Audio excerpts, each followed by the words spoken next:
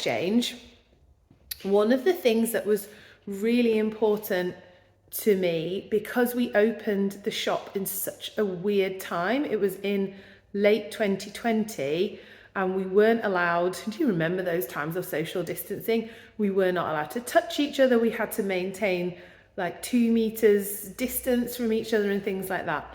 So we opened the shop. We were not allowed to have more than, it was six or eight people at a time gathering together. And that was really bizarre. So we had this opening at the shop, and we had a cake, which people could not even eat together because we weren't allowed to. So we sat and we made pom-poms, because we probably could have roller skated a little bit, but it just seemed weird because you create more space between you, I think, when you're skating, and we were trying to create less space and be together. And then we asked people who were either shielding or didn't feel that they were able to attend, or just couldn't come, or for whatever reason they were not able to attend, just to make pom-poms and post them in, so that we could still feel that they were part of the shop in the Corn Exchange. And then we hung them in strings. And if you look at our photo wall, you can sort of see the evolution of the shop. I think one of the things I'm going to try and do in the studio is when we'll probably rejig all the photos and try and put them in like more of a timeline order based on the background. So you can see here, this is the very first picture. That was Craig, and it was taken on opening night. The photo booth area just had disco balls in it. It has a few strings of pom-poms that we'd rushed and hung up on the wall, but the rest of it is blank. And then after that, we were hanging up like disco balls, but again, this person had to wear a mask. We had people here who were hanging up, but this was much later on, because you can see here on the wall like loads of pictures already up. So people wearing masks with a few pom-poms behind them. These are the really early ones. Later, we added some ribbon in between the pom-poms and around and behind them, but actually it felt too busy, so we then took it down again. And then much later pictures are the ones with the writing behind. So we're here to empower people to roller skate into their most joyful life. So that's our little vision statement, and we've got that now in the photo booth. And also the mirror switches sides depending when in the history of the 4 years that we've been at the Corn Exchange when your photo was taken. So it's kind of a little interesting piece of the puzzle, I guess.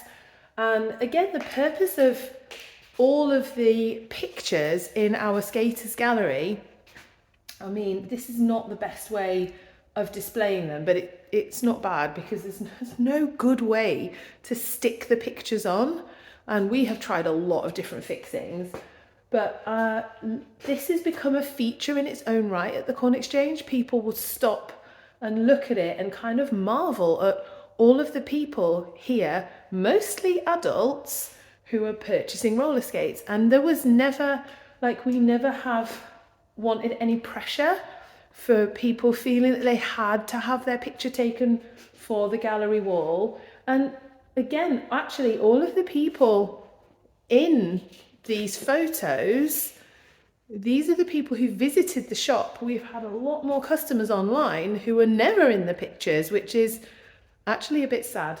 And you know, I would always say to those people, you are welcome to send a picture in, and we'll try and print it on a Polaroid for you so that you can feature. Thank you for supporting our small business. Without people choosing our shop, we don't have a business. You know that in the Corn Exchange, we have created a little pocket of joy, I would say, of joy, because I'm really proud of what we've created. And so in the studio, it is not meant to be the biggest space. It is why we're still using the Seek Centre twice a week on Friday nights and on Sunday afternoons, where we can hold busier sessions and have a lot more people in. You're going to speak to other people. You can sit down and have a cup of tea and have a chat.